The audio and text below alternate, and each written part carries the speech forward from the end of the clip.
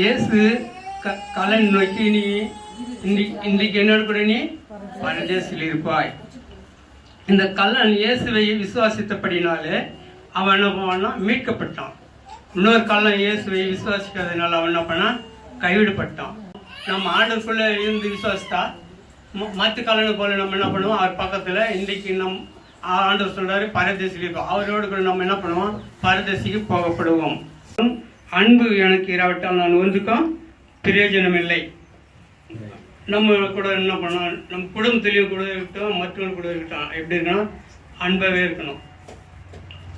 எப்படியாப்பட்ட சூழல் வந்தாலும் நம்ம என்ன பண்ணக்கூடாது, கோவப்படக்கூடாது. நம்ம ஆண்டவருடைய பிள்ளைகள். அல்லேலூயா, ஆமென். அவங்க என்ன பண்ணுவாங்க, ஆண்டவர் இப்படி எப்படி அற்புதமாலாம் செய்கிறாரு, அவங்க என்ன பண்ணுறாங்க, இவனே சிலுவையில் இறங்கி வரட்டும் அப்படின்ட்டு அவங்க நிந்தித்தார்கள். மாயமான வார்த்தையெல்லாம் பேசினார்கள், எவ்வளோ தூசித்தார்கள். லூக்கா 23:34.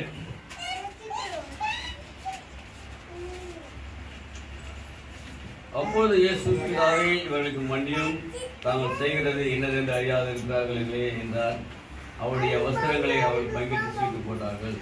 அப்போ சொல்றார் பாரு, இவர்கள் இன்னாது என்று அறியாத நம்ம சிலுவையில் எரிஞ்சாங்களே, அவர்கள் பக்கத்தில் இருக்க என்ன பண்ணுறாங்க, அவர்கள் வசதி எடுத்து பங்கு போட்டுக்கிறாங்க.